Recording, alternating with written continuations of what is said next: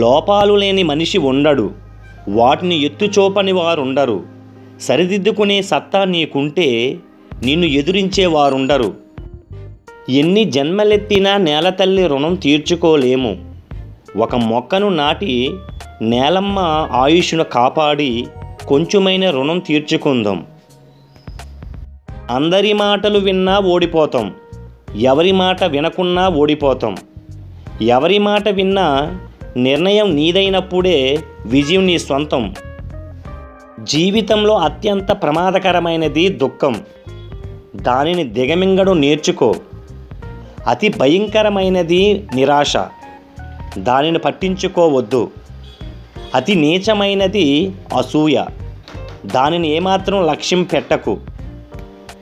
ఏది తప్పో ఏది ఒప్పో మీ అంతరాత్మ చెబుతూనే ఉంటుంది, తెలియదనడం ఆత్మ వంచన.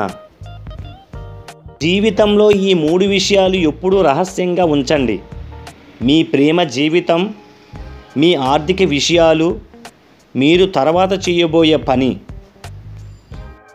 ఒకసారి వద్దు అనుకున్న తర్వాత దాని గురించి ఆలోచించడం మానేయాలి, అది మనిషి అయినా వస్తువైనా. మంచివాడు అనిపించుకోవడానికి నలుగురు ముందు నటించేవాడు, ఇతరులను చెడ్డవారిగా చిత్రీకరించేందుకు ప్రయత్నించేవాడు నలుగురు దృష్టిలో చెడ్డవాడిగానే మిగిలిపోతాడు. నువ్వు నీలా ఉండలేని చోటు నువ్వు ఉండాల్సిన చోటు కాదు. మన ఎదురుగా ఒక మాట, లేనప్పుడు ఒక మాట మాట్లాడే వాళ్లకు దూరంగా ఉండాలి. ఎందుకంటే అలాంటి వాళ్ళు వైరస్ కన్నా ప్రమాదం. గుర్తుపెట్టుకోండి మిత్రమా, జీవితంలో మధ్యలో వచ్చి మధ్యలో పోయేది డబ్బు మాత్రమే.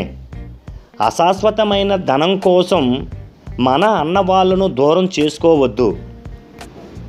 నువ్వు చేసిన తప్పు తెలుసుకొని దానిని సరిదిద్దుకోవడానికి ప్రయత్నించిన రోజు నుంచే నీ జీవితం మారుతుంది. అందరూ మనవాళ్లే అనుకో, తప్పు లేదు. కానీ అందరూ మనలాంటి వాళ్ళే అనుకోవద్దు, చిక్కుల్లో పడతావు. తమ తప్పుల నుంచి పాఠం నేర్చుకున్నవారు ఎప్పుడూ తప్పుని పునరావృతం చెయ్యరు, ఇతరులకు ఆదర్శంగా నిలుస్తారు. సూటిగా మాట్లాడేవారి మాటలు సూదిమందు వంటివి. మొదట్లో నొప్పిగా అనిపించినా అది మనల్ని బాధించడానికి కాదు, నొప్పిని నయం చేసి బాగు చేయడానికే. కాసేపు ఆక్సిజన్ అందించి ప్రాణం నిలబెట్టే వైద్యున్ని దేవుడని అంటున్నాం, మరి ఆ జీవితాంతం ఆక్సిజన్ అందించే చెట్టును మాత్రం నరికేస్తున్నాం. వీలైనన్ని మొక్కలు నాటితే 10 మందికి మంచి చేసినట్లే. Please subscribe, share, like. Thank you for watching.